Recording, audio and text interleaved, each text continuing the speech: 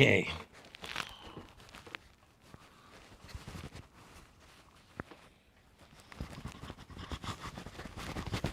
There. Okay. Should that be up higher? Probably.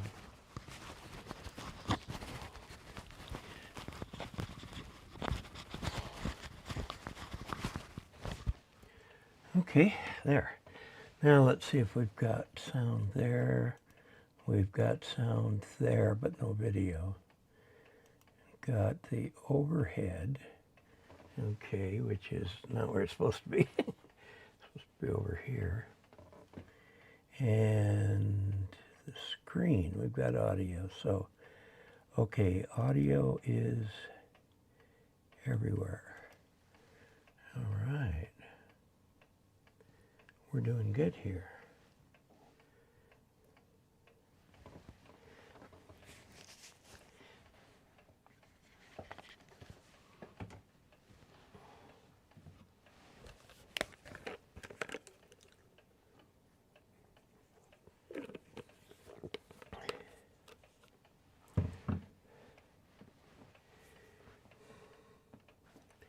Now let me see if I go to screen, just how much screen I can get in.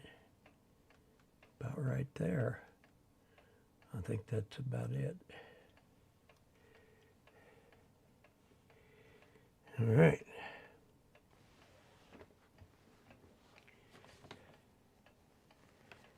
I'll use these if I have to.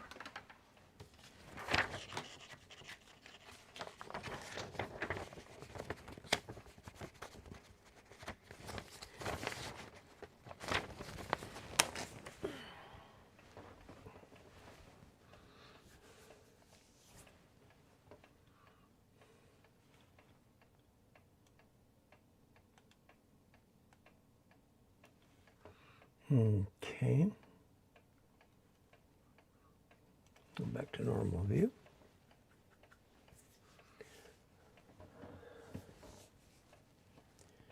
Getting close to time to start.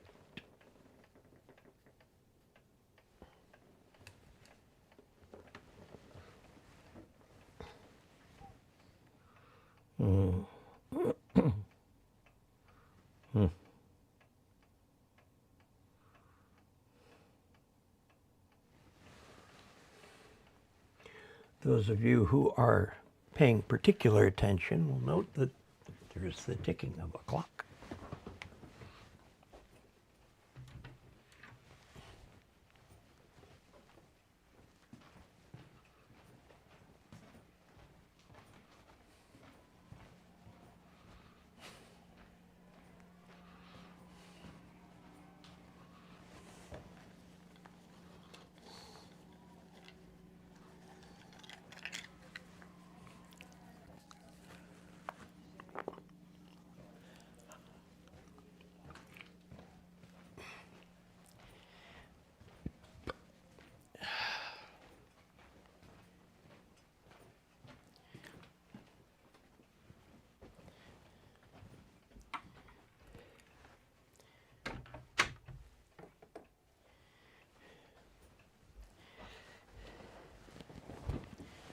All right.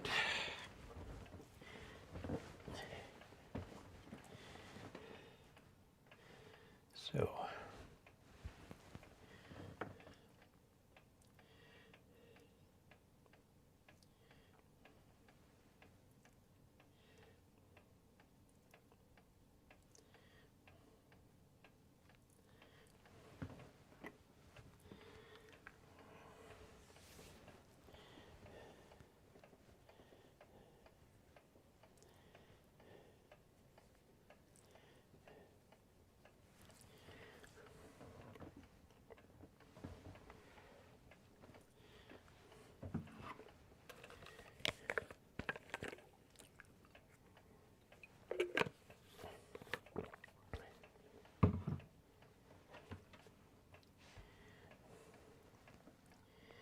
all right, let's take a look here. Radio Dad 777 says, hi, Dave. Bill Myers, K8GIM. Good evening, Dave. Radio Dad 777, no audio. Yeah, I got that taken care of, I believe. The audio that I'm using comes packaged very strangely. There's 3 slots in here. One is for the master, and 2 are for clip-on mics. And in fact, if you take one of these out, it looks kind of big, but there you can plug into it a lavalier mic, and excuse me, there you can plug into it a lavalier mic if you want less. But I've noticed a lot of YouTubers who use these things just use the thing as is, because it's got nice fancy little lights on it and so on. Let's see if we can see those here. There, the green one, and there's a blue one, and so on. Anyway, I always love colored lights. It's just cool. Okay, no audio. Okay to have a ground rod inside the shack and one outside by the tower tied together. Okay, your ground rod should be right outside of your shack. I don't recommend putting them under the house or something like that. Right outside, like the window's right over there, and the cables come in through a hole in the wall right there. That's the back end of the single point ground panel that has all the lightning arresters and stuff like that. It's attached to a ground rod, which the electrician put in. I had an electrician put it in for me because I didn't really know what I was doing in that case. And there's another ground rod, my old ground rod. They're bonded together, and then it's the utility ground is the other corner of the house over there, and they're bonded together. I need to improve the arrangement. I'm not exactly sure everything I need to do, but I will get it better. So I would recommend that, you know, you've got a ground rod or some single point ground in your station, and then that is attached to the single point ground plate outside, which is connected to a ground rod. Now, if you have a ground out by the tower too, by all means bond them together. Keeps things a little bit more at the same potential. When there's lightning in the area, it's going to raise the voltage of everything. But what ruins things is voltage differentials. Okay, so if you keep things bonded together, it can help with the problem of things being at different potentials, which is what can destroy equipment and stuff like that. Now, I will add the caveat, as I always do, that all bets are off in the event of a direct strike.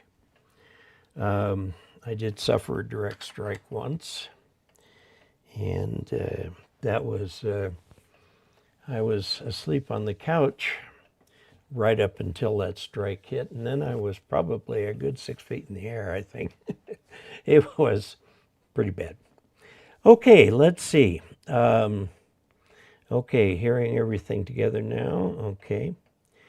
Is it okay to have a ground rod inside the shack? Now, you should have one right outside your station in the ground, and that hooks to your single point ground inside the station that everything is grounded to inside the station. And then from there, you can connect it to the tower ground. Okay, audio good now. Good evening. KQ4ZGO here from Kentucky. Hugh Quintana, hello Dave, nice to see you again. Nice to have you here too, Hugo. Thank you. John Ward, good evening. How are you doing? And is that a gaming chair you're sitting on? Yes, it is indeed. I got it, excuse me. I got it at Office Depot. They had it for sale, and I was looking for a new chair. The one I had in here was too big, and it had a nasty habit of settling down. And I'd have to, pull the lever and pull it back up again. This one started to have the same nasty habit, but I found a little creation on Amazon that clamps around the pole that holds it up and keeps it where it should be. And it works just fine. So it keeps me at the right level. It is a gaming chair. It's pretty comfortable, actually. Can spend quite a bit of time here in the chair. Okay. Hugo Quintana, W7UGO. Pepe La Pew. Hello, Dave. Dave AC3HT says, good evening, Dave, and Augie's everywhere. 57 degrees with 73% relative humidity in the mountains of northeastern Pennsylvania. Sounds like a time to get cozy around the fire or something. Beauchot, 78, greetings, Dave. Harry Rundall. Hi, Dave, from Harry. AC3EK in Middle River, Maryland. Cool 69 degrees, clear. Very good. Okay, Arlo Jones. Oh my goodness, Arlo Jones. I ran around with Arlo and Jer everywhere in high school, and Roger and Arlo was one of my high school buddies. He's been a ham for many, many years. Blinking lights, I remember your high school physics project. Yeah, something along those lines. Arlo, good to have you here with us. I'm assuming from St. George, which is over the mountains that way. And yeah, Arlo, a very close friend. Timbers RC Adventure. Hi, Dave. Victor Echo 7 Delta Tango Golf here. Just got 2 new things off Amazon. The VNA SAA2N VNA. Is that the big one? And the JPC12. Yeah, that's a nice little antenna. Radio is an IC751, which is a venerable ICOM, but it was top of the line. And it is considered to have an outstanding receiver and good performance. It's classic super heterodyne. And so that super heterodynes work very well. I mean, the state of the art in super heterodynes has been bounced around for a number of years. Some people claim Collins did it best. Some people claim that Central Electronics, under the leadership of Les Schum, did it best, and so on and so forth. I have a Collins 75A4 in the basement, which I'd like to sell because it's just taking up space in there. I did a video on it a few years back. The thing does work.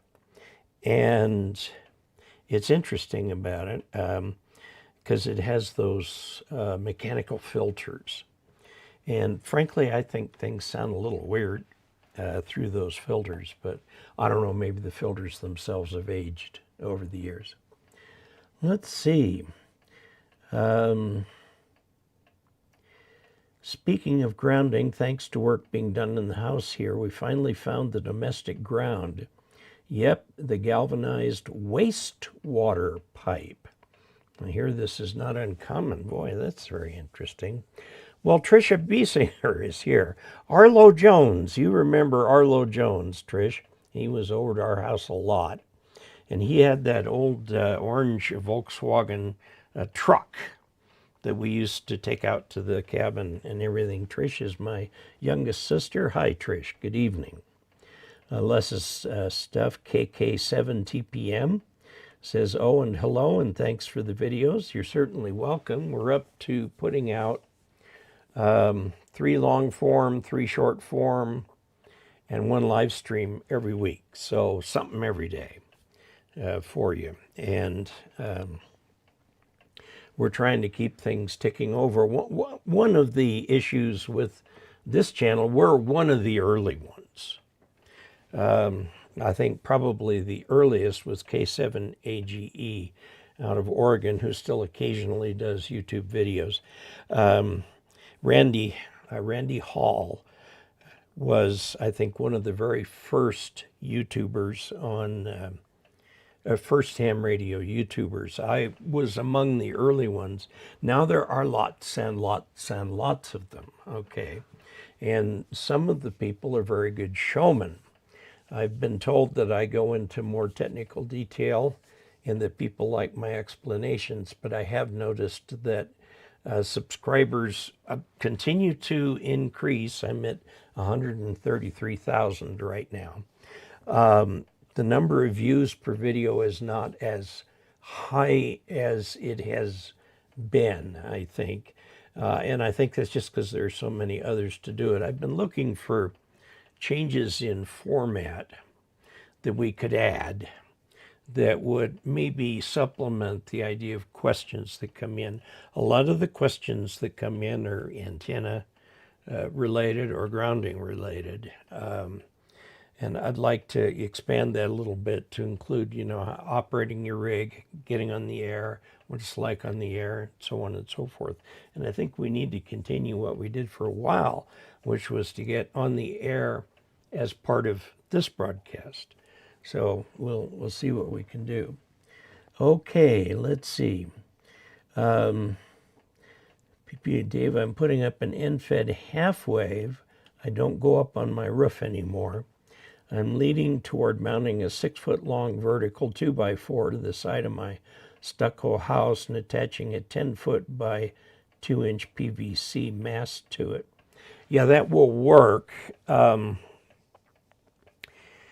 When I first tested an end-fed half wave, I had a mast over here that was only 20 feet tall, and I put the balun or unan on the mast at about 7 feet, and then I had up next to the house another 20-foot mast, and this went to the top of that, and then it went over to a tree limb, and it worked great, worked fine, no trouble. And the whole thing wasn't all that high in the air as an inverted V. If you do the inverted V thing, you only need to have the middle high, and high doesn't mean it has to be that high. 20 feet will do it. If you have trees, you can do the old thing of throwing a rock over the tree, or one of those tennis ball shooters or something like that to get the thing up over the tree and just haul it over the tree. Be careful though, because in the wind that will probably break the wire. Yes, now I don't go up on ladders very much either, so fortunately I do have an assistant who will. And so you may be able to find a handy high schooler nearby who could just go up the ladder and hook your thing, the mast sitting on the ground and then going up past the roof. You can put a pulley on it with a wire so you can pull stuff up and down on it. What I've done with this here, I've got a little shelf bracket that's mounted to the pole, okay, with the bracket coming out here. I tried just L brackets, but those bend. So I had one that's actually got the perpendicular piece on it. So it's a true shelf bracket, and that keeps that. And that's where the pulley is. And I've also discovered, I was doing some modeling once for an Ask Dave article in QST, and started to look at how far you needed to keep the end of a dipole away from the mast to keep the mast from becoming part of the antenna. And the answer is the sweet spot is around 3 feet. So if you have a 3-foot piece of rope and then the start of the antenna, you're in pretty good shape, and the mast doesn't become part of the antenna, because it'll help detune the antenna and all that sort of stuff like that. Plus, it'll radiate vertically. So, let's see. We've got John Ward is here. This is W3OJ. Hello. RBH, I've been enjoying QRP, SSB, even DX. Will this end at the end of the sunspot cycle or just get more difficult rare? Both, really. I mean, as this, we've peaked already. We're on the downside of the peak. Now, it tends to ramp up fairly quickly and come down a little bit more slowly. So we've got another year or two of good DX till we start to get into the depths of the bad sunspot cycle. Basically, as the sunspot has more activity, the maximum usable frequency starts to move up. And you pick the ham band just below that, and you'll get the furthest. Now, I'm going to be doing a presentation this coming week already, I think, in Albuquerque at the Duke City Ham Fest. I'm going to be speaking there. And the presentation is going to be about using Whisper to figure out which bands are open to where you might want to talk to. And the antenna that I'm using for those studies is an end-fed half wave that's 30 feet up on this end and 35 feet up on the other end. And the UNUN is right over here, not too far from the junction box. And it works well on 80, 40, 30, 20, 17, 15, 12, and 10. So I've got a little box over here that's a Zactec Whisper transmitter, and it's set up to cycle through those bands. So I can go to, and let me see if I can do this here, the screen. We'll bring up this and go to WhisperNet. Okay, and take a look at the map. And this is showing everybody. So I'm going to put my call sign in here and do all bands and update. Okay, and this is where in the last hour, people who have heard my little 200 milliwatts from Australia, Brazil, and EA8, that is the Canaries, I think. There's something that says Canary. Oh yeah, here we go. Canaria. Okay, it's a Spanish province off the coast of the Western Sierra and Morocco. They're hearing me and reporting what they're hearing to WhisperNet. And quite a few people are hearing it. Let's get this up here. This down here so you can see it.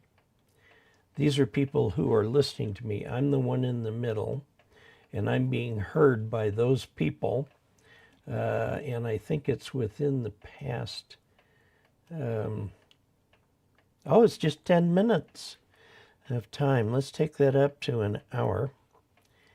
And we'll do the day-night overlay and use band colors. Okay. And do an update here and see what we get. It takes a while for this thing to do it because it's got to serve a lot of stuff. And I've noticed that this site is running fairly slow these days. Let's see what else we've gotten. Well, I may come back to that because it's taking its sweet time. But see, I'm transmitting. All these people are receiving. Okay, well, you know what I'm going to do? I am going to just go back to this, and we'll come back to that when it updates. I have been working on some kits that, oh, here we go. Okay, this is in, oh, let's get it on the screen and get it up here where you can see it. And this is Australia's open right now, the band color. So 20 meters, 15 meters, and that reddish is 12 meters, I guess, okay, to get to these people over here. This is a great way. Oh, man, I did not mean to do that. Sorry. Of course, lots of people in the U.S., and down to the V51RS is in Namibia, and he has a receiver there. And I'm not getting anything from Europe right now. Now, if I scroll in on this, you can see quite a few people in the U.S. Now, one of the things that is interesting about this, if we scroll out so you can kind of see the world, okay, this not only shows who is hearing me, but it tends to show where there are hams. Now, if we were to look at everybody, let's do this KE0OG, take that out of there, just go back to 30 meters and go back to 10 minutes, okay, and look at everybody. Okay, this comes up pretty quickly. What you're looking at, these people are talking to each other and so on. Okay, and so I'm buried somewhere in the middle there. But this is everybody who's reporting. Look at all the calls in Europe. Okay, gobs. What this is telling you is not so much who is hearing things, but where hams are. You're not going to find a lot of hams in Burkina Faso or something like that. Namibia has actually up here in the green part right here is where you get most of the people in Namibia. There's a aircraft channel I watch sometimes that's by a guy who is originally from Namibia. Namibia was a former German colony, so he's actually also a German citizen.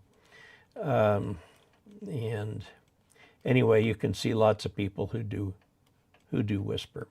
Okay, so this is one way you can tell where the hams are in the world. They're in the first world countries, tend to be, and we have, let's see, Bravo Victor would be a Chinese call, okay, from somewhere around over there. Of course, KL is Alaska, and the KH6 is Hawaii. And then, of course, down here, oops, I'm not seeing any in Puerto Rico. Puerto Rico is U.S. territory, as is the U.S. Virgin Islands, as is a lot of other stuff. Okay, I can remember, believe it or not, and I think a lot of you can too,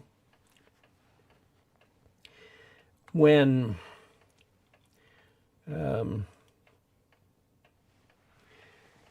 Alaska and Hawaii were territories. They came in one right after the other. So we had this problem at first. We had 48 stars. That's easy, 6 by 8. Then there were 49. And I guess they could never figure that out, how to get 7 by 7 something. I don't know. But when we got to 50, they went to the current situation. There's been a lot of talk about Puerto Rico becoming the 51st state. However, the primary language there is Spanish and a lot of the people there are just perfectly happy with it the way it is. There have been a number of pushes for statehood, and they've all failed. So now they do have 2 non-voting congressmen who attend in Congress and can do the backroom kind of thing on behalf of Puerto Rico. But they're non-voting because Puerto Rico's not a state. Okay, so after that big Hurricane Maria, I think it was, went through and just tore the living daylights out of Puerto Rico, they lost a huge population because being U.S. citizens, they can enter and leave the mainland at will. And if they want to move here, they can move here because they're U.S. citizens. And so a lot left and went into Florida. Florida is a lot of Cubans in Florida who got there when Castro came in. A lot of Cubans fled and went to Florida. They're still there. Where I grew up in Glendale, California, was another favorite Cuban location. The people who spoke Spanish at my elementary school were Cubans, not Mexicans.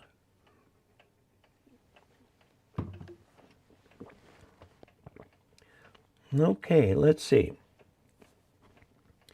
Doug Dry. Hello, Doug. How are you? Let's see if we answered Rob's question, N7 RLV. Yeah, I was surprised. I did get it. I paid for it with channel funds. The latest HF Signals radio, the ZBITX.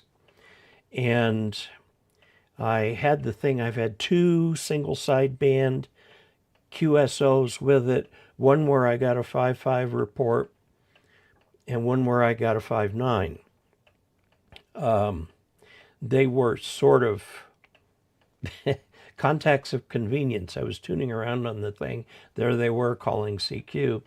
One of them also was at the Indiana or Illinois State Fair. And they had a high power station there. I had no trouble getting in there. I'm assuming you might have had a beam antenna, which would have really helped because I'm just using, well, I use either, the NFET is in use by Whisper, so I was probably using this Step IR, Big IR antenna, which is a vertical. Okay, so mounting a 6-foot long vertical 2x4 to the side of my stucco house and attaching a 10-foot by 2-inch PVC mast to it. Okay, the 10-foot long won't work, it'll bend. I would go with a metal mast. What I would suggest is like the top rail on a chain link fence is a piece of steel. They come in 10-foot, actually 10-foot 6-inch sections at Home Depot. You can get them. They're not terribly expensive. And you can attach that to the post or your riser, whatever it is, and put that up there. What I like to do with mine is put 2 of those end to end because they fit into each other. Lean it up against the house so the bottom is on the ground, and then at some point there it attaches to the soffit, and then it will hold itself up that way. That has worked well for me. I've never had one blow down. I suppose it's possible, but never had it in a spot where it really carried very much load. Now, the 2 masts that I've got out here, the 30 and the 35 footer, are guyed halfway up and all the way up because they're in the wind. So anyway, okay, let's see. Has anybody watching?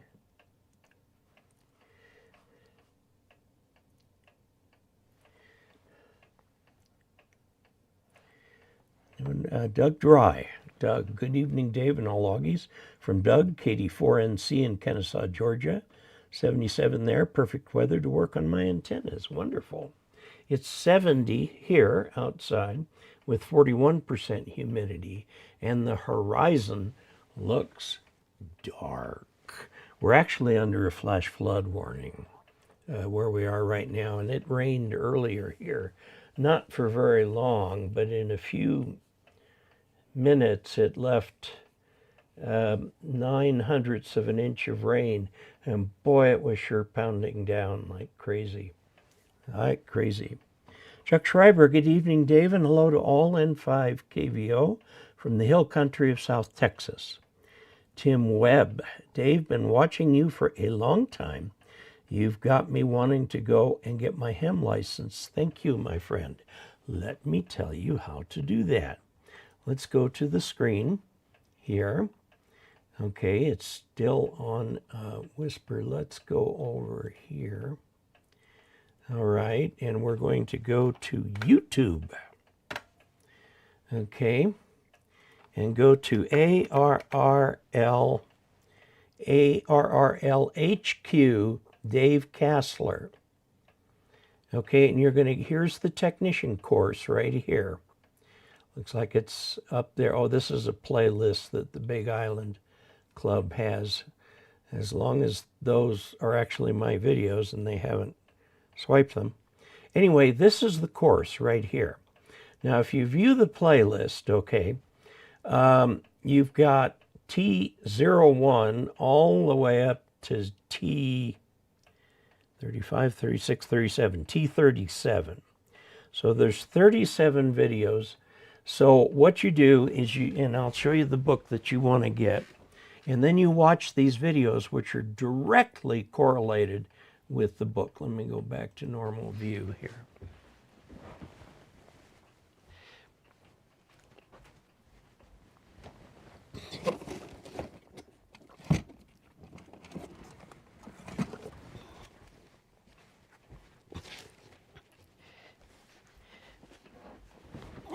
Here is the book.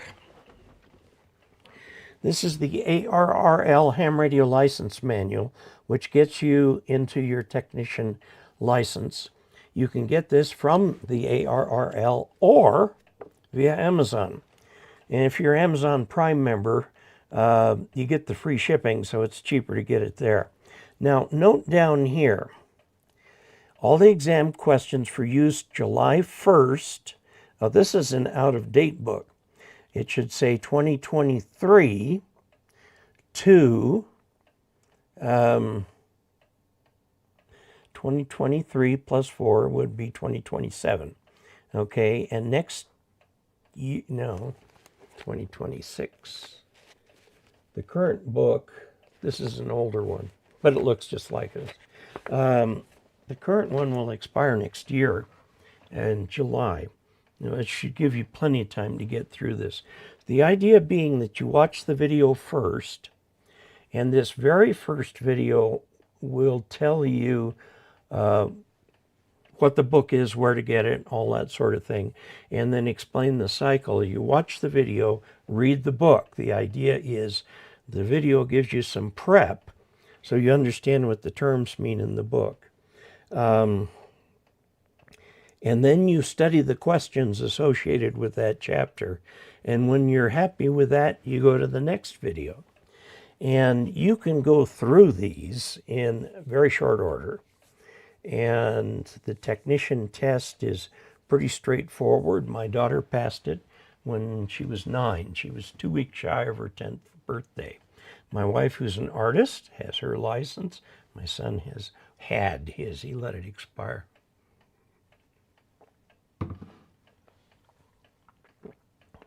Okay, so that's how you do it. We'll go back to live streaming. Am I really that far behind? Man, still showing WhisperNet. And there it comes back to that. Let me look at the clock. Oh, good grief, that thing's 15 minutes behind. It shows 7 after 7, and it's 7 17, 7, 18. Okay, so it's 15 minutes behind. That's a lot. Sorry about that.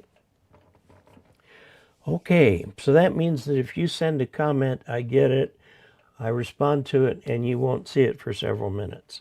So let's see what we can do there. Pepe Le Pew says, Dave, I mentioned PVC mast for that very reason on not wanting the mast to interfere with the end-fed half wave.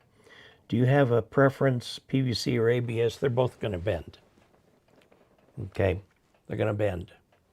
That's the problem with them. You can guy it, of course, to keep it from bending, but PVC pipe is not designed to provide the kind of structural integrity that you would get from iron pipe or aluminum pipe. In fact, the mast for my hex beam out there is a 20-foot long piece, a full stick, they say, of aluminum piping, and it's schedule 40 aluminum piping, so it's thick. And that is strong enough to have that great big hex beam on it. It's guyed underneath the rotator. And so you got quite a bending moment on that thing, and it's stood there for 7 years. It's fine. Now, we had to take the antenna down earlier this year to do some repair work. One of the problems living at 7,000 feet is that the UV is fierce. A person from lower altitude who comes up here can go out without sunscreen and have a bad sunburn in 15 or 20 minutes because the atmosphere is thicker underneath us and filters out more of the UV. And we found that the fiberglass poles, which usually are nice and smooth, that outer layer had been worn off by the UV and had to be careful handling it because it had all these little fiberglass ends that just really want to stick in your fingers. So we wore gloves and we did it, and it's all up and all operating right now. And I rehomed it for the rotator. So 0 degrees is south, and then it can sweep anywhere around to south again. If you do north, you've got to go north to Japan, and then that's on that side of north, so you got to bring it all the way back around to work Europe or something like that. So that's why I have it pointing south, because there's not much down there. So let's see.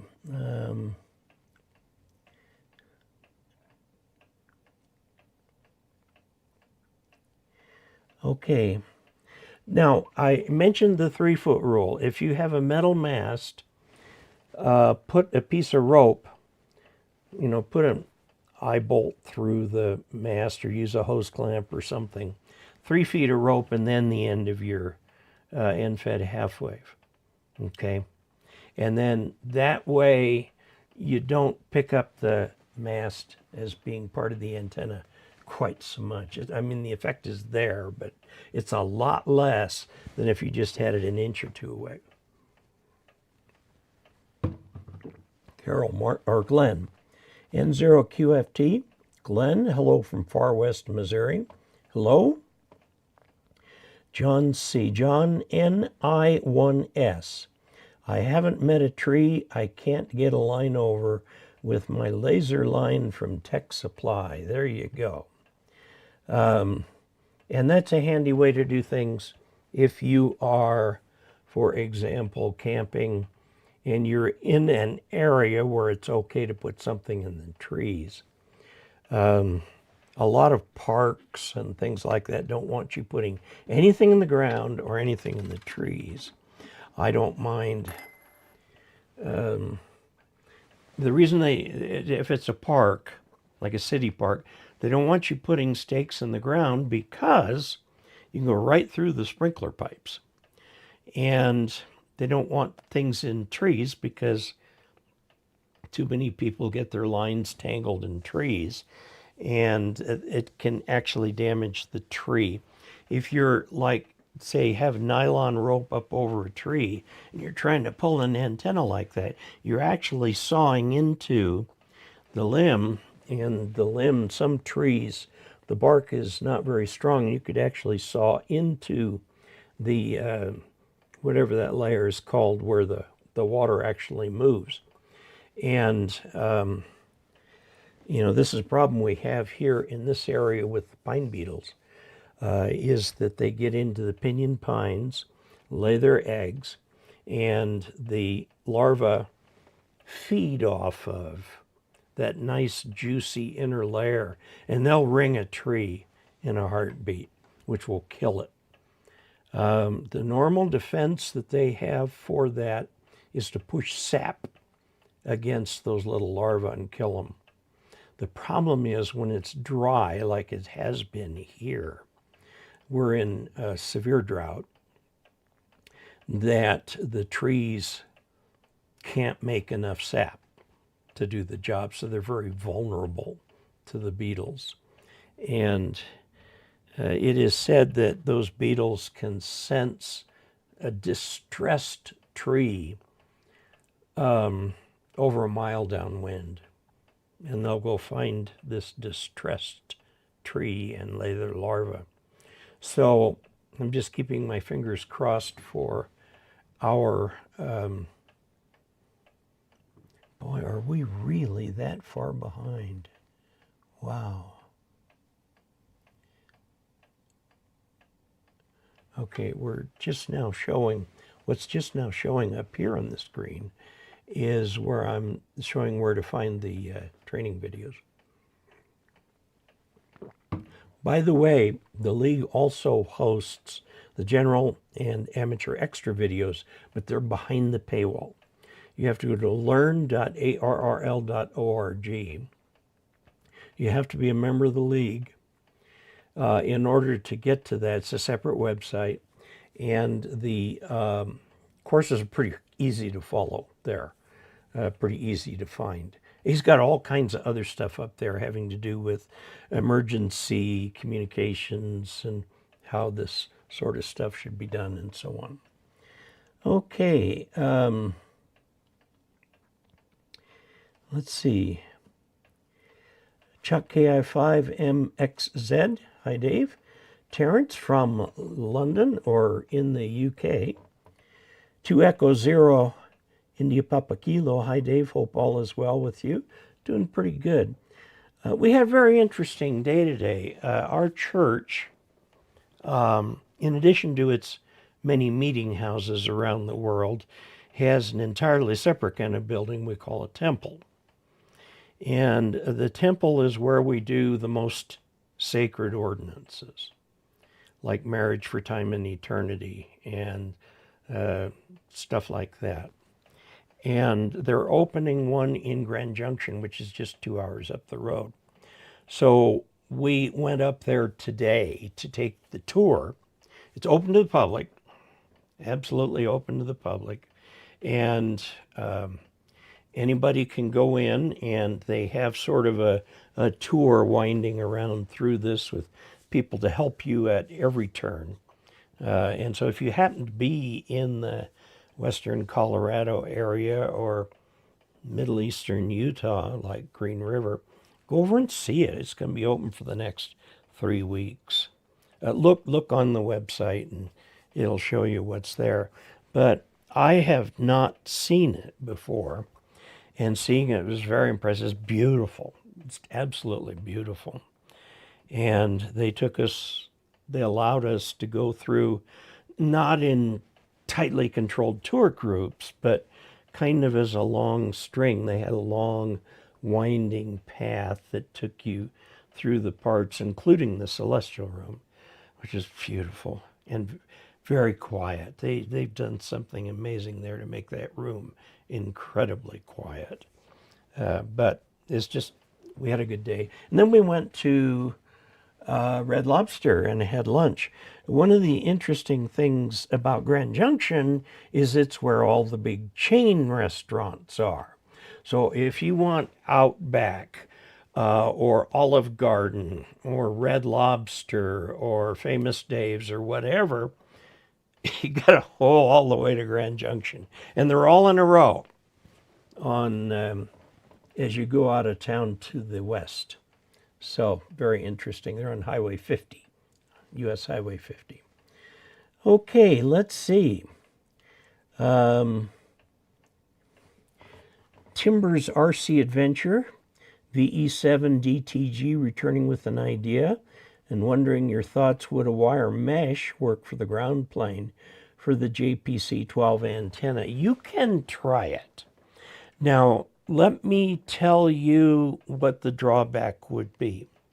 Wire mesh, like chicken wire or hardware cloth or any of those things like that, is not designed for electrical conductivity.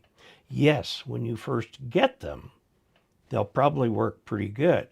But as they sit out in the elements and those junctions where they're woven around each other, or in the case of chicken wire where they're kind of wrapped around each other, the problem is that those can become problematic. They can become corroded, which is why I would recommend a more standard radial field.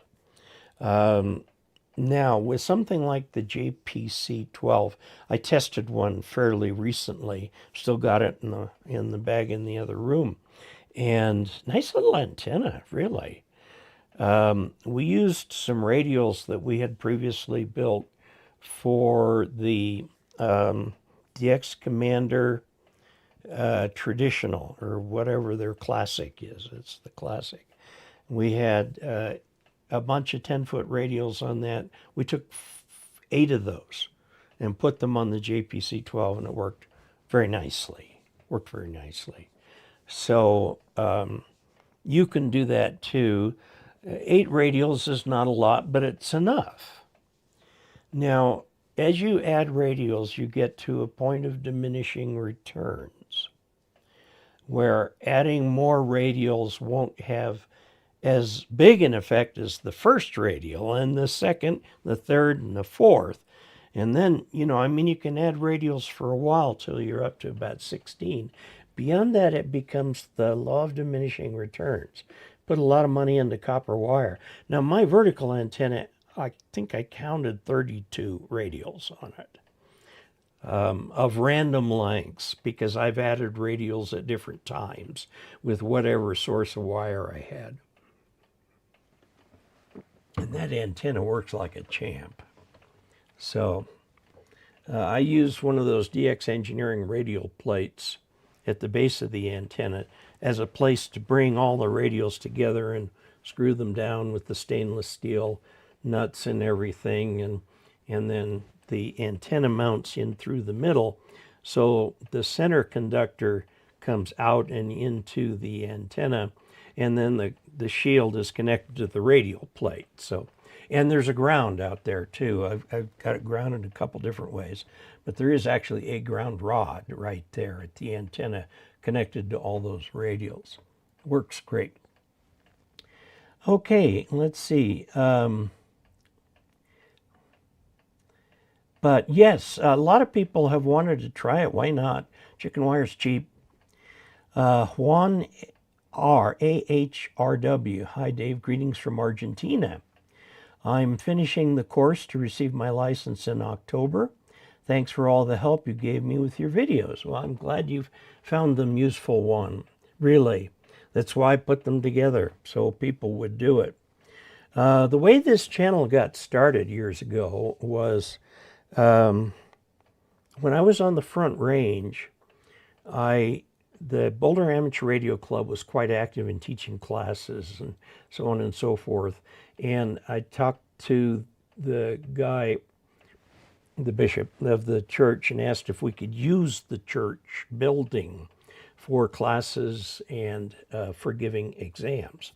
And the answer at the time was yes. And so we did that. We had kind of synergy going between the church and the Boulder Amateur Radio Club. And at one point there, we were giving VE sessions monthly, and we were open to walk-ins, and we had nearly unlimited rooms, so things worked out very well.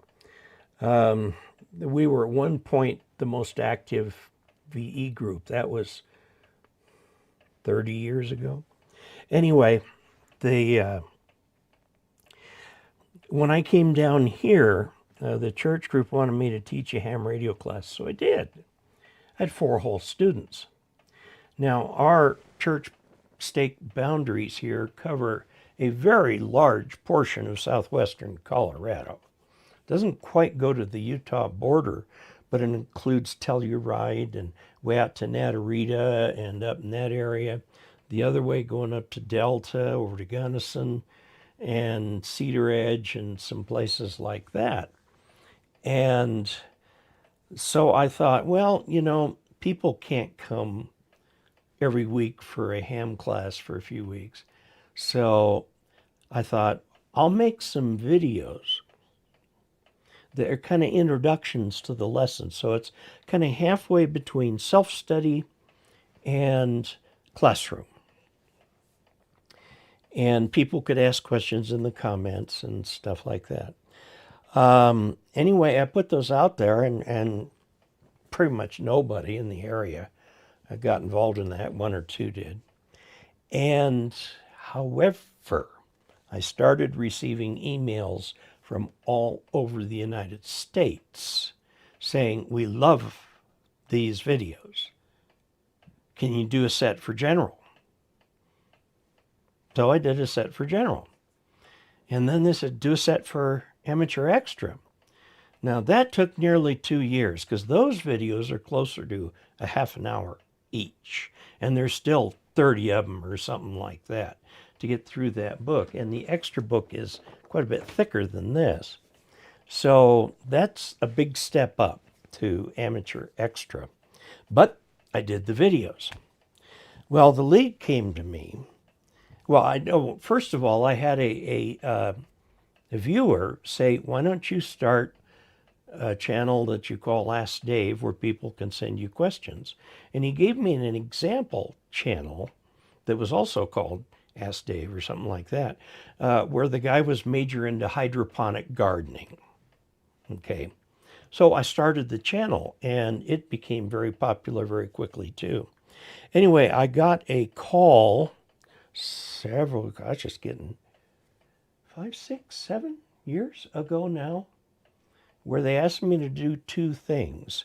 They used to have a column in QST called The Doctor Is In. And he was actually a PhD electrical engineer who could answer any question thrown his way. And he did, but he had to bow out, and not long after that passed away. So he bowed out for health reasons. And so they asked me if I would do a column to replace that called Ask Dave. So I do. There's a monthly Ask Dave column.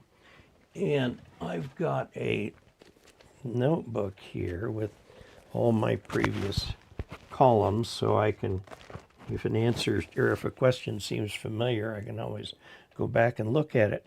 But the first one was published in July 2021. Okay, so we're 4 years into this. Now, they also asked if they could take my training videos and use them as theirs. And I said, sure. And now they lease them from me, okay? It used to be I was selling them on PayPal, and you could get a little thumb drive with all the videos for a certain class of license. And that was actually a pretty lucrative little thing going on there. So anyway, I don't do that anymore because I refer people to the league. But that's how I ended up with the Ask Dave column and my training videos up there. Now, one of the caveats on that is that I have to keep those videos up to date. So this coming year, in 2026, we will be updating the technician videos. Now, they're not going to change much, but they're going to change some.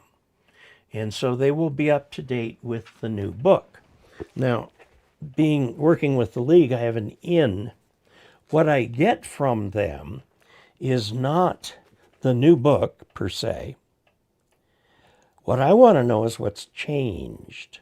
So I get from them the marked up PDF of the old book that they have, and I can instantly see all the changes right there because it's a marked up PDF.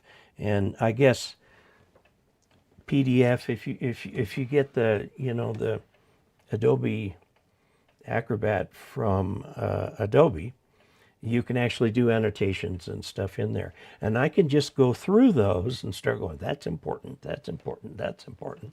And I can make the changes to the videos, re-render them, and send them up to be put online. And I usually get that book around mid-May to the beginning of June, so it's a rather frantic few weeks getting those updated. So anyway, there we are with that. Okay,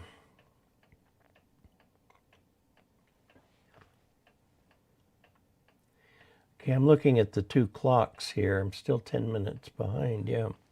As I type this, my clock says 2:30. I see your clock that says 7:30. So you really are not very far behind at all. I have a feeling that you are not all getting this at the same time. That there's delays for some people, or they do something to stretch it. I don't know. We've got 74 concurrent viewers, and we've had 381 people stop by, and 74 are currently viewing right now. The average view duration is about 8 minutes. Okay, I understand that. Okay, let's see. Howdy from Alpha Echo 4, India Tango. Manticore started today. It'll come down here in a moment. JeffCon 1, K3DHJ, checking in from Newark, Delaware. Terrence says, yeah, okay, that was the clock thing. Larry is in Manila in the Philippines. Good morning. My grandson wanted to take the Class D exam, but found out he needed his parents' permission. He's 11 years. Well, now you don't need that in the U.S., if I remember right. But I have, since kids in elementary school don't have much in the way of driver's licenses and credit cards, they'll often have a school ID. I never had a school ID when I was a kid. I didn't need it. I went to that school. You could wander in and out all day. Different times. Anyway, we decided that we would accept a parent as a second ID. Okay, for these kids who only had their school IDs. You have to have 2 forms of ID. So you get the one from the school with their picture on it, and then you also have a parent say, yeah, that's my kid. Believe it or not. Not sure I want him, but that's my kid. So, the parents would always, of course, bring them to the VE sessions. And I worked for 10 years with Boulder Amateur Radio Club Junior Division, which was focused on kids and youth. They started out with a middle school group, and then it grew. And at any given time for about 10 years, they had 30 kids participating. Some would graduate out, new ones would come on in. Both my kids and my wife got their license through their program, and I helped as an Elmer. I started out as an advanced class operator, and then I was mentoring this teen, one of the very few teens who has ever completely aced the ACT college entrance exam. He aced it, got 100%. And a very bright young man. So anyway, I was mentoring him for his extra class license. And I said to myself, Dave, don't let a teen beat you to extra. So I buckled down and got my extra. That was back when it was 20 words a minute.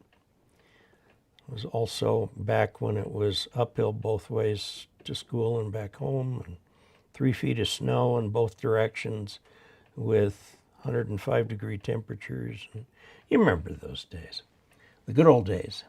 Okay, so Mandy Core says, Dave, I'm 75, general class operator, interested in pursuing an extra class license. However, I've always been terrible at math. How many math questions are there on the extra class exam?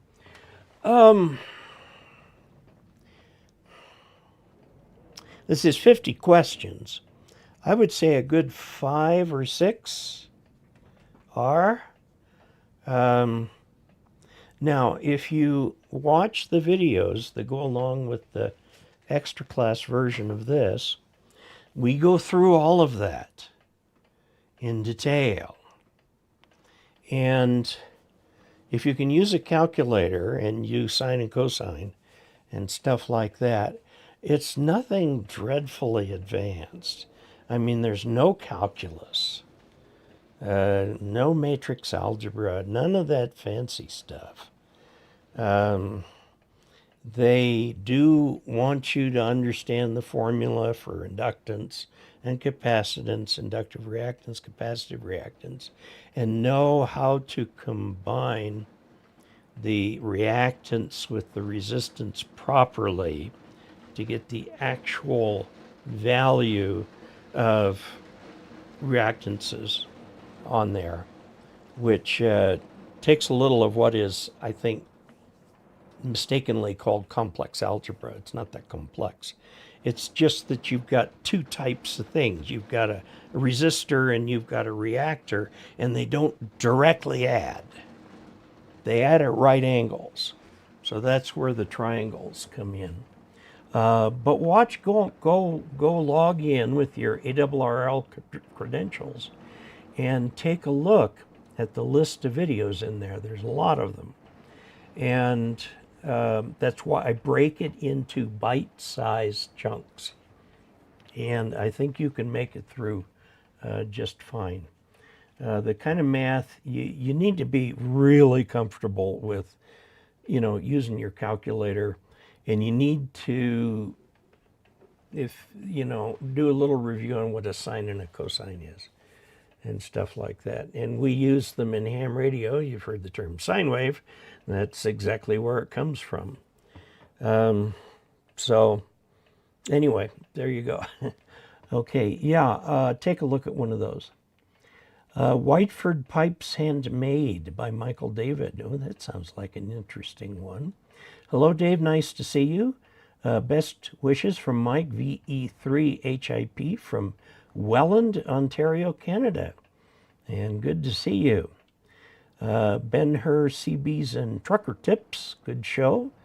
Best wishes and see you down the road.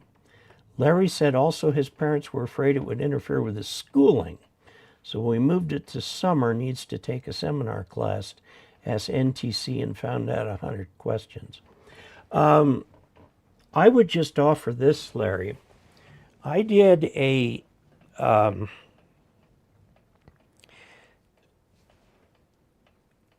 at one point I did a Where Are They Now article for QST, following people who had been in this junior kids club, kids teenagers club.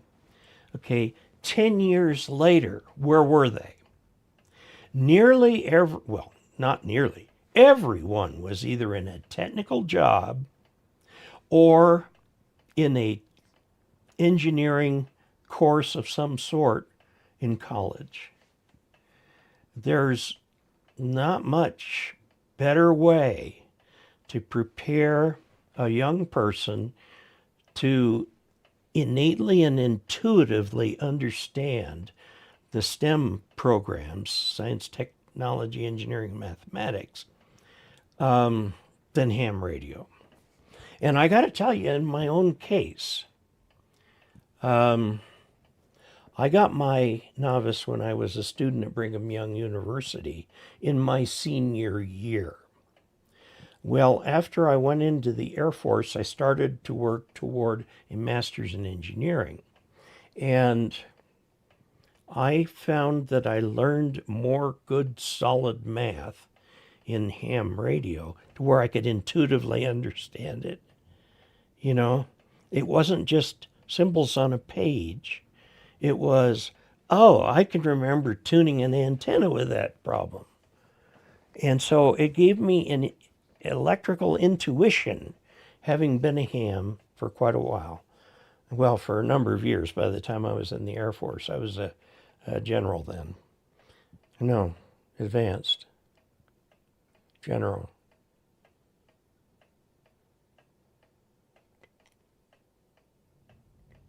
See, I was advanced when I went in the Air Force. I was in advance for 21 years.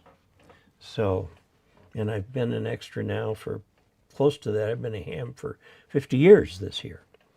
So anyway, yeah. So Larry, what I'm trying to say is make sure his parents understand that he's learning a technical subject and that this will help him to succeed in his schooling because it gives him a practical handle on what they're talking about.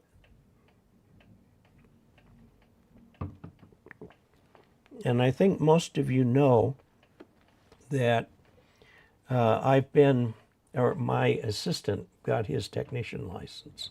Finally, I had an assistant get his tech. Oh, and I've got to push the $2 bill thing. I'm going to have to go find a bank that can give me some $2 bills. This is legal currency in the United States, $2 bill. The legal currencies are 1, 2, 5, 10, 20, 50, and 100. Now, there's some $1,000 and $5,000 bills floating around in banks. They're all in vaults. Those are legal tender, but they're not used in normal commerce. They're used as a bookkeeping or book balancing technique by banks, just to have, you know, a bunch of those old bills, just gives them a reserve kind of thing to meet their reserve requirements. But this is legitimate. Very few people see these because they're not common in circulation. And as I've mentioned before, it was a common trick back during the 50s and 60s when employees were paid once a week in cash. And if a company was starting to take some heat from the local government for whatever reason, they would pay their employees in $2 bills. Well, of course, within a week, the $2 bills were everywhere in town. And then the company could go to the city council and say, I don't know if you've noticed, but we actually have a huge impact on the local economy. So how about being a little nicer to us, or we'll move, or, you know, whatever they do. Kind of hard to move an orchard, but in any event. What this is for is if you join as a patron, actually, anyway, you can join as a member of YouTube, or you can join as a on PayPal also. The minimum level on Patreon is $2. So if you become a patron, a paying patron, we will send you your first month a $2 bill to commemorate the fact that you've become a patron. So now when you do sign up to become a patron, make sure to include your call sign in there somewhere as part of your name or whatever, so that we can look up your address on QRZ and send you your $2 bill. We've sent out a bunch already, and I'm going to have to, oh, and of course, there are super chats available here, or you can join the channel. Joining is different from subscribing. Subscribing is more a vote of confidence in a channel. I have 133,000 people right at this point. Of course, you lose a few subscribers every month, you gain a few every month, and so on. And I've got my little, if you look over there, you can see the plaque from YouTube that shows that I've passed 100,000 subscribers. But you can also put money into the channel funds here. Now I'm going down where there probably won't be a live stream this coming week because I'll be in Albuquerque for the Duke City Ham Fest. I'm speaking twice there. Once is on all that whisper stuff with a very intuitive, brief introduction to forward error correcting codes. And then I'm also repeating the presentation at their request that I did last year about high altitude nuclear electromagnetic pulse.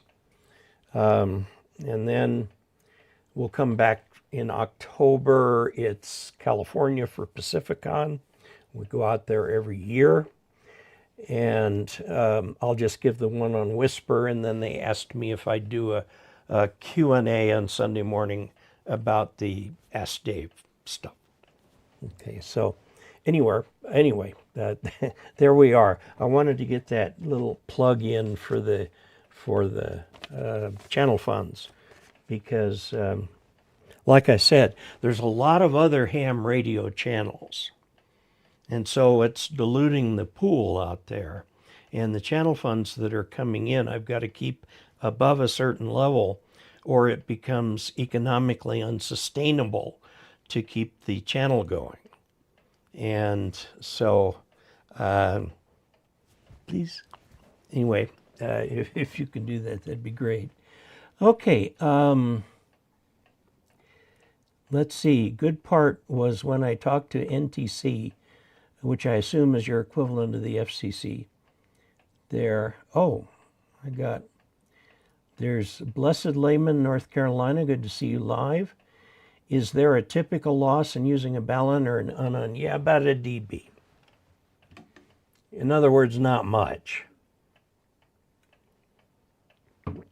Each S unit is 6 dB, depending on the manufacturer, but it is kind of a quasi-officially 6 dB. Wikipedia says it is, so it must be true. Anyway, the 1 dB is hardly any loss at all. So that's the only disadvantage to using a balun, is about the 1 dB loss. And for whatever you gain from using the balun, it's more than offsets the loss. So I think that's probably a good thing. Let's see. See you down the road. Let's see. Larry also is parent. Oh, we didn't fear. Blessed Layman, good to see you live. We answered the question about the balance. He's N4 PGW. He's Buck there.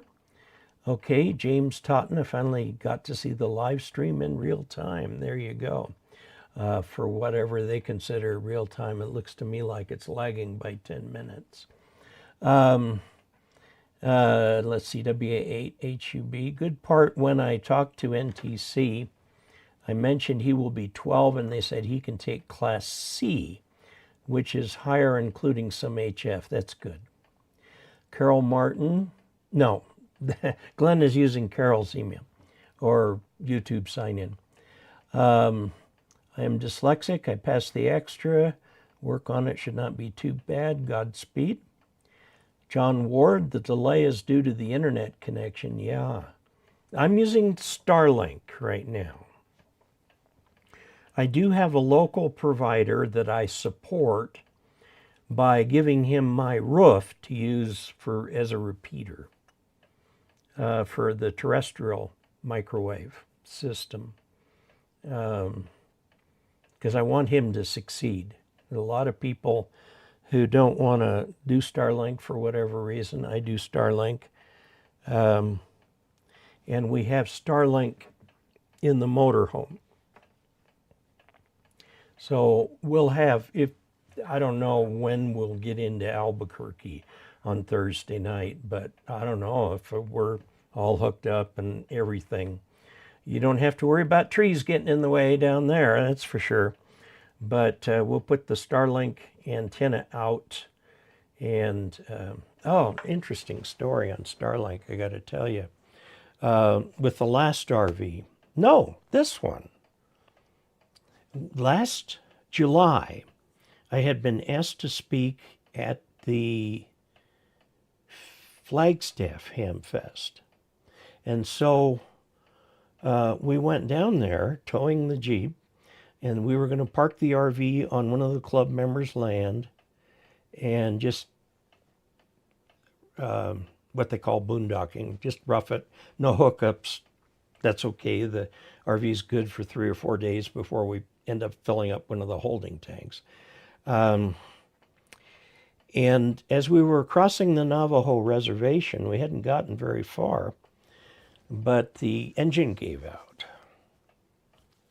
Now, why does an engine give out? Usually because somebody forgets to check the oil, maybe.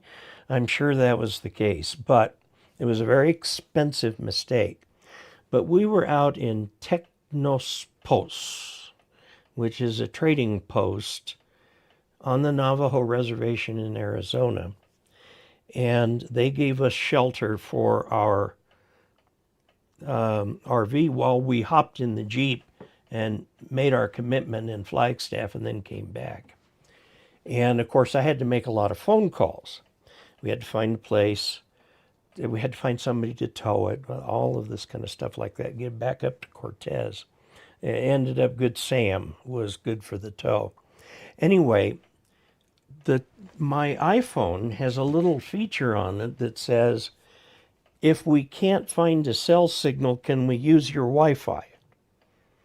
And I turned that on, and we had the Wi-Fi because we had the Starlink right there.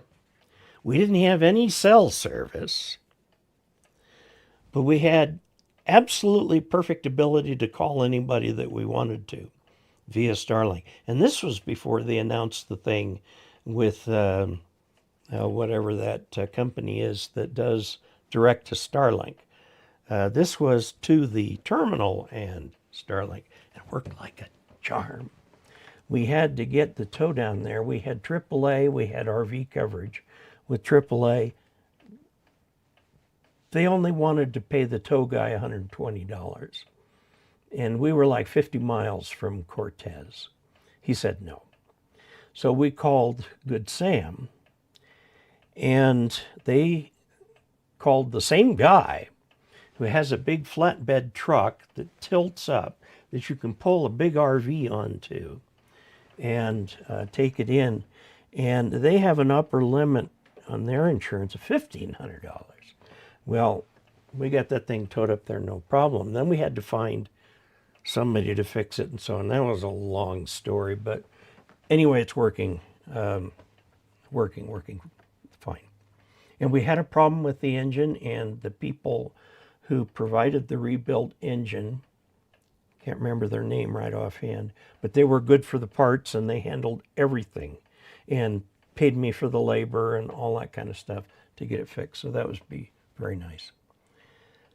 Let's see. Larry says his school teacher is a member of a club and use GMRS and ham plus several clubs that are local AMSAT are helping him. Cool. Dave, did you have the wire fuses in the fuse boxes in the Philippines? I lived in so many different apartments over there. We only stayed in one area about 6 weeks, and then we were off to somewhere else. And I don't remember, because I never had a problem where I had to deal with that. So Larry might be able to answer that question. Larry says he was with him and worked ISS NE1SS. He worked many members, smiles on our club members. Good. Falcon 1620 says hi. John Ward, my high school teacher in electronics, helped me get my license in 1974.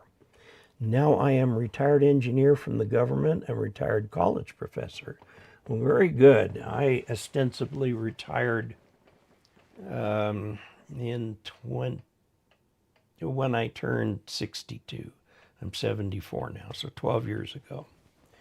IBM kept trying to keep me, because I was one of their I was a systems engineer for the part of IBM that did business with the federal government, and because of my background, I really understood the proposal process and all that, and they didn't want to lose me. But what happened was they had a I was working part-time for IBM at that time because being bipolar, I couldn't handle full-time, so I worked part-time. And but when they gave me my review, neither of us caught it right away, but they reviewed me as though I were full-time. And they looked at my utilization numbers, which were down, and said, we can only give you this rating. And so I said, well, I know where that's going. I'll be on my way out the door pretty quickly here. So I ran the numbers in detail on whether I could retire right at that point. And I even wrote some software to do Monte Carlo analyses on 401k balances and stuff like that. And, it would draw a random number every time that was taken from actual historical gains and losses of different types of mutual funds. And I did a lot of work. And I discovered that, yes, I could retire. So then I had a brainwave. I called him back and he says, now you rated me as though I were a full-time employee. I'm not. I'm part-time. He goes, oh, shoot. So they went and ran the numbers again, and he says, you're fine, you're fine, you're fine. You've got a good rating, all this kind of stuff. But then the retirement bug had been planted in here. So a month later, I went ahead and retired. So I did that. And, talk about retirement. This YouTube thing, 3 shorts a week, 3 longs a week, so on, it's a full-time job. So I'm not really retired. Anyway, okay. So with them worked. Okay, that's cool. My high school teacher. Okay, that was John Ward. Blessed Layman, North Carolina.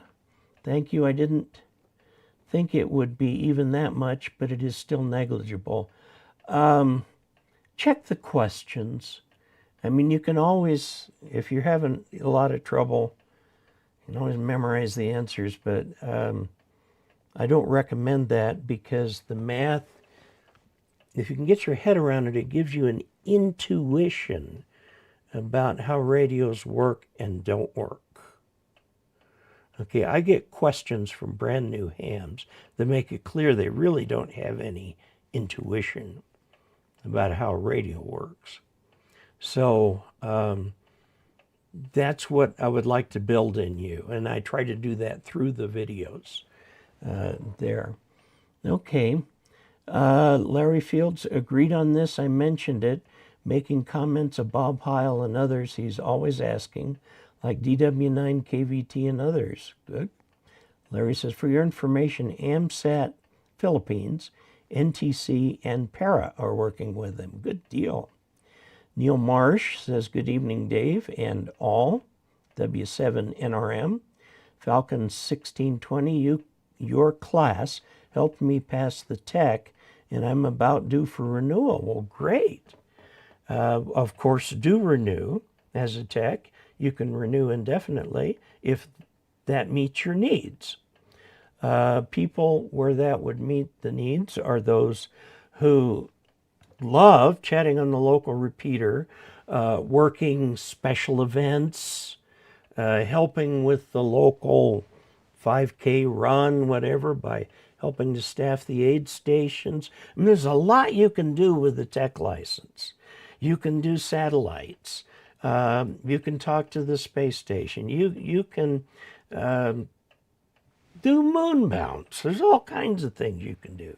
Meteor scatter might be a little bit easier, but there are lots of things that you can do with a tech license. But I would recommend you take a look at general, because if you can get your general, it expands your horizons to other things. And of course, you could still do all the same stuff you did as a tech. I helped out using my technician privileges portion of my amateur extra license at the Hard Rock 100 run. I've done it I've got a 5-year pin for them. I don't do it anymore. I've gotten too old for staying up that late because it's 24-hour type of thing. It runs for, I think, 48 hours. And these runners run 100 miles, not on flat ground, not at sea level. They start in Silverton, Colorado, which is what, 8,000-ish feet. Okay, there's 30,000 feet of elevation gain, 30,000 feet of elevation loss. They do it like this, okay? And this is one of the premier ultra-marathon races in the world. And there are people who come here from all over the world to run this race. Now, getting into the race is very hard. There's about 140 people that they run in the race. You have to have already run other 100-mile races and successfully completed them. Okay, you also have to have so many volunteer credits where you help with the races for so many years, 3 or 4 years, before you get a slot to run one of the races. And it's amazing. There was this Spanish guy one year. He came into the Uray aid station. Uray is actually a city, 8,000 people. Anyway, we were set up in the park there with all the tents and everything. And we had, of course, a ham radio station there to where we could talk to the ham radio stations way up high in the mountains. There were about 10 aid stations along the way, irregularly spaced. Anyway, the Spanish contender, he was like the super contender for this race. He came into Uray with incredible stomach cramps. He was in the medical tent for 3 hours until he got over those cramps. And then he resumed running the race. And he still won. He still won.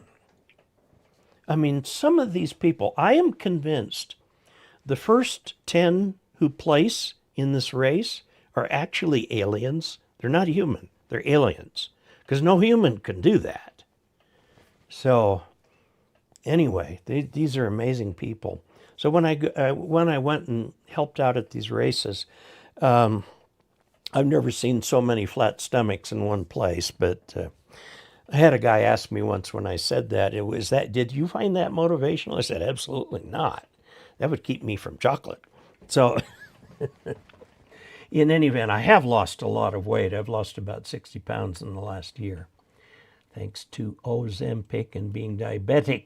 I'm taking it for diabetes, not for weight loss. I'm plateaued right now. Okay, let's see. And Falcon, I congratulate you on sticking with it, having fun with it. I can see by the smile on your face you're loving it. Phil, K82QIK, says hello to Dave and all Augies from Kalamazoo, Michigan. Larry says NTC is the FCC here in the Philippines. James said, yeah, that's the way with us retired. Wondering how I ever had time to work. Larry, let's see, is asking Larry that. With regard to retirement, what did Einstein say about the miracle of compound interest?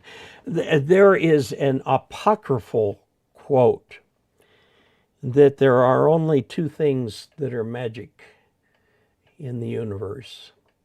One is quantum mechanics, and the other is compound interest. See, I have more money in my 401k than I did when I retired by a lot. One of the reasons is because that part of Fidelity that manages that is the part that does all the work for IBM. And you get a blue chip company and a blue chip company, and they treat each other pretty well. In other words, the 401k has done well. The 401k had a 50% match from IBM, which really helps. And then over the past 12 years, it's done well. In fact, I get this little automated flag from Fidelity that I'm probably underspending. I don't know. I don't like spending money, but we have an RV, so I'm spending money. I mean, and I'm a ham radio operator. You spend money on that. But in any event, we will be taking the RV to Albuquerque. Okay, let's see. Now that MFJ is gone, are there any multiband verticals that you would recommend? Here is what I would recommend to you, Jeff, KE0KRO, is called DX Engineering. Now, let me tell you what's different about DX Engineering. First of all, they're very well financed. They're an appendage to a outfit that specializes in racing equipment for automobiles. And they're an appendage to that, extremely well funded.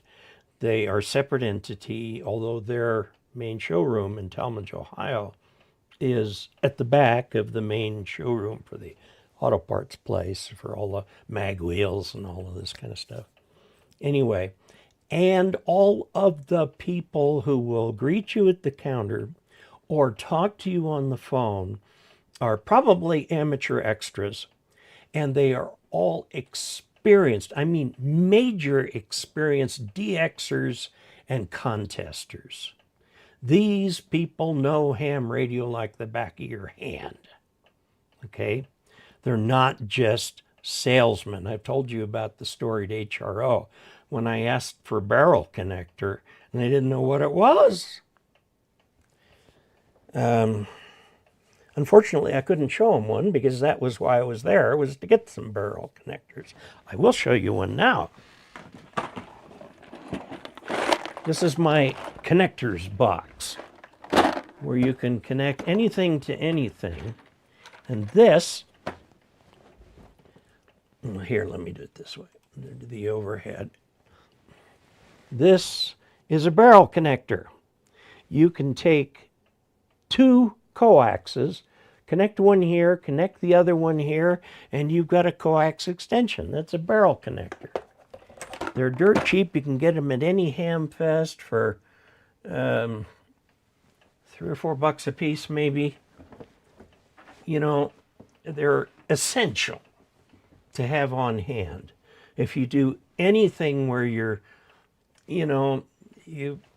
gonna test an antenna and doggone it, the test coax is 10 feet short. Okay, grab a barrel connector and a short piece of coax and run it off to the antenna. I mean, they're essential, but you won't have that problem at DX Engineering. Call the Talmadge office. The Sparks, Nevada office, which is right next to Reno, is just shipping. You can order there if you know the part number, But if you want to ask a question, call their office.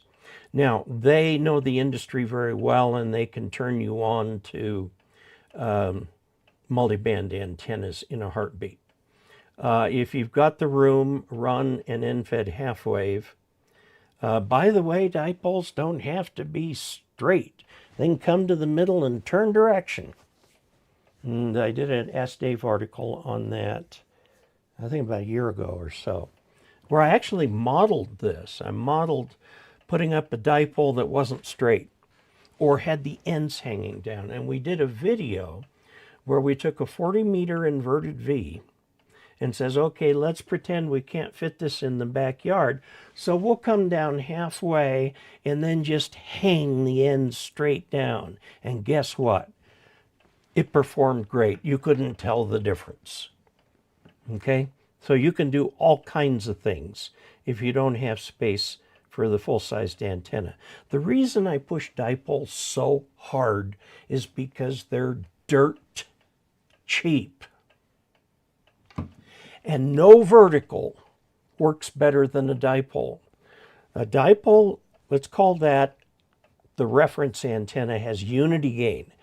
That's what mathematicians say when they mean a gain of 0 dB or a gain of 1. Okay. And the mag loops have about the same gain. The shortened verticals have slightly less gain. Okay, you can pay hundreds and hundreds of dollars for a multiband vertical, and with 200 pieces you got to put together and try not to lose in the grass. And yet a dipole will perform as well as they all. So use a dipole. I mean, if you've got, you know, and people who are our age have garages full of junk. And in there somewhere is some wire. And for a 40-meter dipole, you need 60 feet of wire, okay? You can strip Romex out and take the pieces out and use that. It doesn't matter. Don't worry if it's soft copper, hard copper, whatever. Just get a wire in the air. Now, for the center of the thing, you can attach the coax directly. You need an insulator of some sort. Take a piece of plastic pipe, cut a 4-inch piece, drill some holes in it, and use that as your center and your end insulators, okay? Like I said, dirt cheap. And it performs as well as those $800 vertical antennas. Now, why don't they advertise dipoles? Because there's no money to be made. That's why. You can build one yourself. You've probably got the pieces in your garage. I like to put a little SO239 connector at the center of the dipole so I can attach my test coax to it. And then take that test coax and connect it to whatever else I'm testing next. But you don't have to. You can just open up that. And I think I did a little video on how to actually do that. And just bring them around the edge, solder them in place. I would recommend soldering them. You don't ever solder anything in a ground system, but for antennas, sure, why not? Okay. Anyway, yeah. Larry says, flat stomach. I don't have a six-pack, I have a keg. I like that. Larry Field, some homes still use the fuses. My home uses circuit breakers. Depends. I prefer the circuit breakers and you just close the switch. Not many have the fuse pullers. Okay. We used to have those screw-in fuses, and it was real easy to bypass one by putting a penny back there and then screwing that in. Dave, that would be an excellent video on what can be done with a tech license. All right. See if I can't do one. Larry Fields, if I have to close off a room, I can pull the breaker. On the ships, it was mandatory to do it. One ship, we lost an electronics technician who got hit by a fireball from a short circuit. Ouch. Yes, I can see where it would be mandatory on a ship. Larry Fields, he made the mistake of changing a circuit breaker that was still active. Shut down power on the ship. Oh, I can imagine. Battle stations at that point. Don't the verticals have a better takeoff angle? I did a video on this too. It depends on how high you get the dipole. The optimum height for, in fact, it's going to be in this coming month's QST. I've got a little diagram that shows takeoff angles. The problem is if you have a multi-band antenna, it might be lambda over 2 in height. In other words, half a wavelength height is the optimum height for a dipole. So for 40 meters, that's 66 feet. That's a little hard to get. 20 meters, it's 33 feet. Suddenly that sounds a lot easier. Okay, for 15 meters, it's 7.5 meters, or about 21, 22 feet, and you're half wavelength off the ground. And you're going to get lobes coming off of that thing that are only a few degrees higher than the so-called optimum vertical with optimum radials. Okay? Now, dipoles, they don't tell you this in any of the coursework, including the amateur extra. They always show antennas with their free space radiation patterns. I don't know anyone who lives in free space. No one. Not a single person. Even the space station, they live in a great big hunk of metal. Okay? So if they've got an antenna on that, they're not in free space. They're working against the counterpoise of the station itself.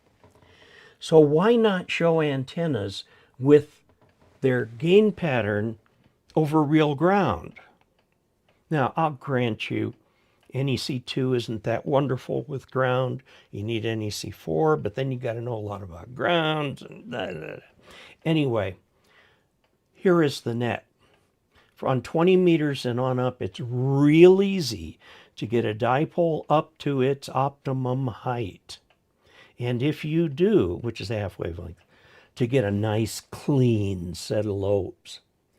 Those lobes are a few degrees higher than on a vertical. However, the 3 dB bandwidth on that pattern is huge. It's huge. Also, a dipole, because it reflects against the ground, will give you slightly more gain than a vertical. Not by much. Not enough to worry about. Like I said, they're all unity gain antennas. Verticals can have a better takeoff angle. You've got to worry a little bit about where the vertical is. If the vertical is up on your roof, that's probably pretty good, but you're going to need to run tuned radials. 2 tuned radials per band. Okay? Which is doable, very doable. And you can see around you, you're doing fine. Now, I live out here in the country, and my antenna's nestled in the trees right over there. These are pinyon pines. The antenna is 33 feet high. It's actually taller than the pine trees. Pinyons are little desert scrubby things. Anyway, yeah, you're right, but only to a small degree. You won't be able to tell the difference if you can get the horizontal. Now, what's going to happen on 80 and 40? Well, on 80 and 40, well, 40. Not very many people have room for an 80-meter dipole.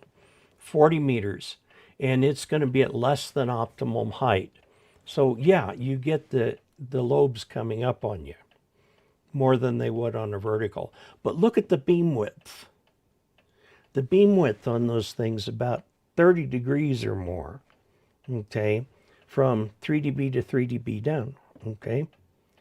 And if you want to pay $800 for a multiband vertical, I mean, go ahead, be my guest. The companies will love you, but start with a dipole. Start with what I would recommend, my recommendation, now that you can't get the MFJ dipole that I had recommended, is to get the ARRL end-fed half-wave antenna. It's less than $100. You'll have to do a little drilling and stuff like that. I would take it to a friend who has a drill press and have him do the drilling. when I drilled mine, I drilled it using a drill press. I do have a drill press. It's a tabletop model. I can't drill with a hand drill to save my life. It's going to be at some wonky angle. Okay, so I'm not a craftsman. And now I've got this stupid essential tremor thing. It just makes it so hard. Okay, let's see. Don't work good. Let's see. Dipole versus vertical. I have a vertical only because I'm getting away with it in my apartment. Otherwise, I would use a doublet for about 80 meters. Yeah, you can do that. You can do that. It is possible to radically shorten a vertical with loading. What you sacrifice by shortening a vertical with loading is not gain. It's bandwidth.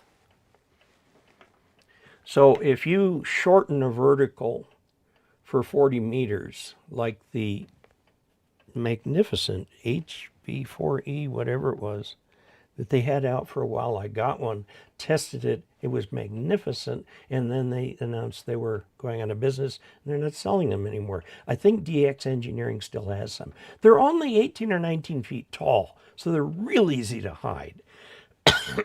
But it's loaded for 40 meters. That means it may not cover the whole band. Okay, the Q goes up when you load an antenna. The Q goes up. And so that affects the bandwidth. All right. I mean, to an extent, if it's just loading, like a isotron or something like that, then we're talking all different principles then.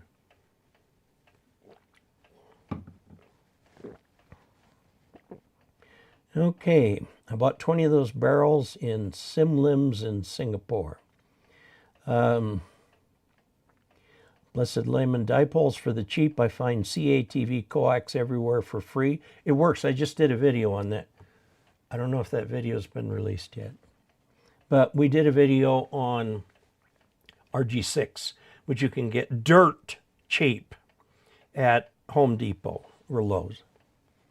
Okay, CATV coax everywhere for free. I used one when I was broke and much younger.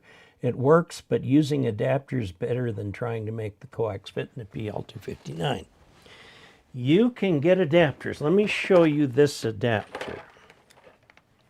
Assuming I can find it right here. This, let me do it under the overhead right here. Okay, this adapter right here, you screw an F connector in it here, and then, oh, look at that. A PL259 right there. Okay, you can get an adapter from anything to anything. Okay, and these adapters, that's what we use because the coax that we got had F connectors on it. And so we did a little work. Or we just plugged that into that, took 100 feet of that coax, put a dummy load, 50 ohm dummy load on the end of it, and measured the SWR. And it was no issue, no issue, okay? It just worked really well. You can use this stuff. Now we're going to do another video where we're going to use a real antenna. And what I'm going to use is the end-fed half-wave because I can do real-time comparison between two antennas using my SDR Duo. Two receivers, SDR, and you watch the waterfalls, you take a screenshot, you're getting them both at the same time. The problem with flipping from A to B is that the bands are up and down so much you can't tell the difference. Unless it's dramatic. But when you take screenshot of those two radios at the same time, you can actually look at them and the dB lines and everything like that.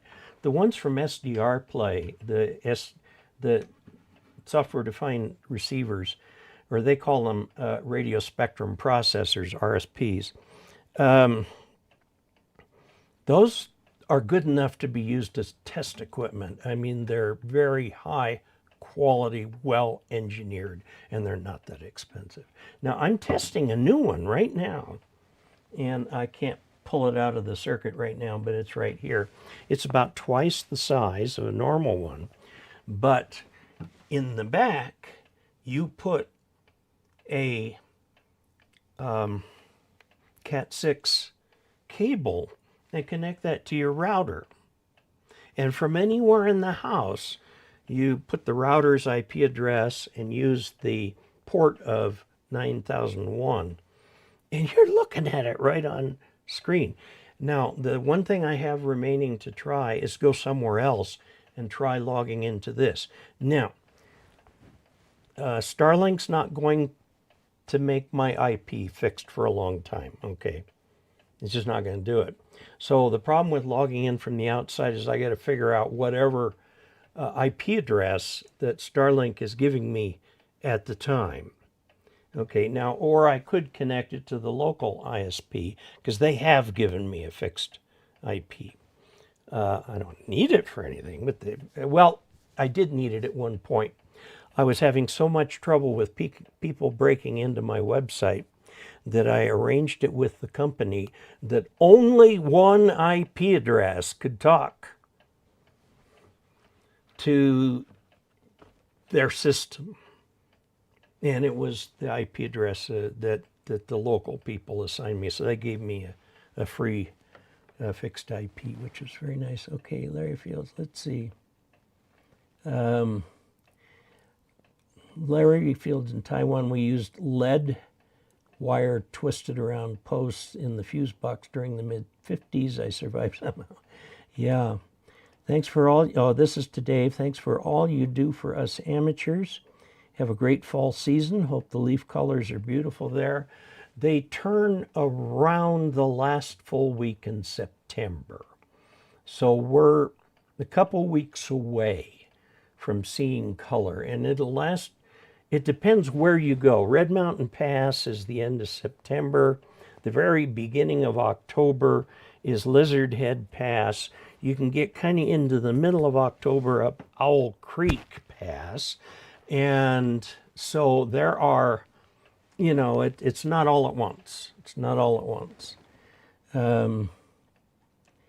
Off-center fed dipole, good. Yes, very good. In fact, most of my column for the November issue, which will come out in early October, is about end-fed dipoles. Okay. Larry, the ET was in charge, the CB that was active 460 volts. The breaker was rebuilt, and as he changed it, something fell and hit the main bus cables. He could not run fast enough. It cooked him, and he was still alive. He was flown out of Subic to the burn center in Texas and died in the air. I'm sorry to hear that. Electricity deserves your respect, your full respect. Absolutely full respect. Okay, we still have we have 79 people now. Nothing put into the channel funds. It's fine. You know, probably talking to the same people, and you've already put money in the channel funds. If you would like a $2 bill, become a patron, okay? Or up your level of membership, we'll catch that too and send out the $2 bill, all right? And I'd love to do it. This one is pretty flat, although it does look like it's been folded once right there. I'd like to get brand new ones, but I got to go down to the bank. The problem is that what I want to purchase is 100 of them. So that's $200. That's not a problem. I'll keep them here and hope that we get that many people sign up. But the bank itself has to buy them in what they call stacks, which is a stack of 10 banded sets, or in other words, $2,000. And I don't want to put $2,000 in the $2 bills. They don't bear interest. So I'm going to try and get 100, which I think would be about the right amount.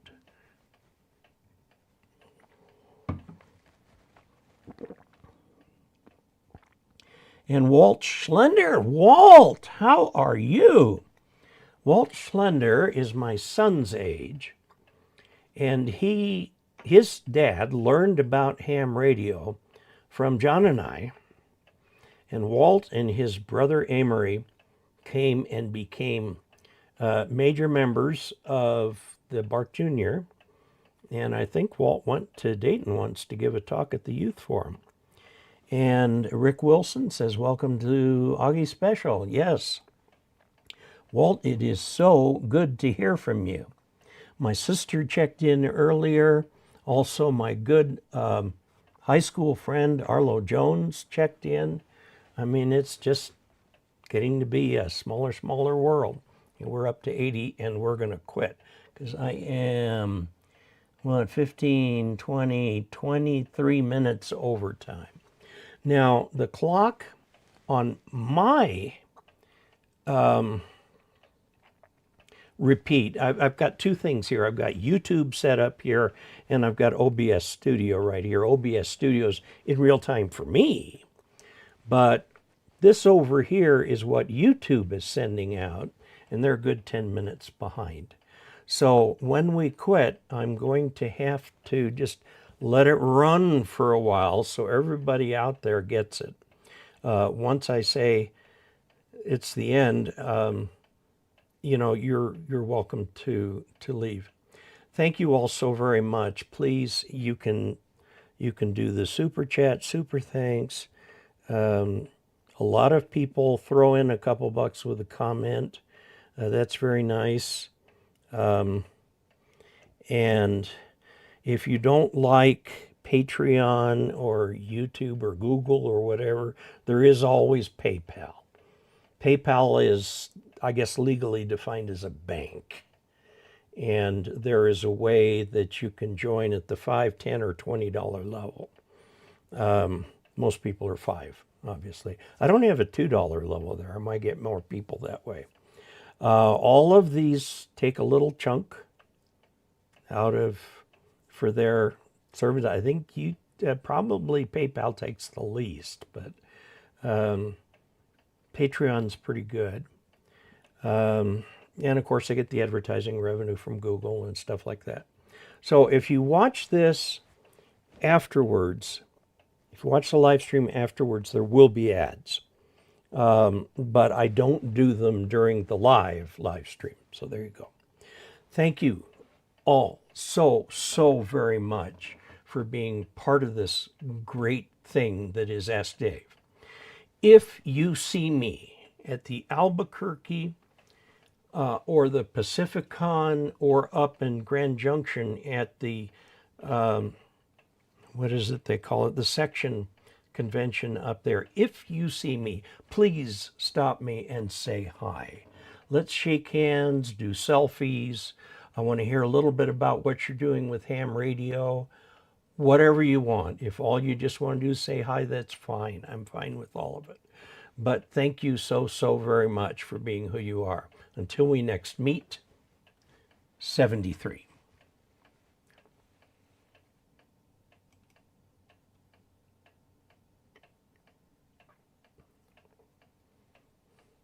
I'll just let this sit for a little bit so everybody out there, because if I end this stream now, it'll literally end the stream, and it could end it 10 minutes ago. So I'll let this sit for just a little bit. Thank you so much for everything you do. I'm going to turn this microphone off.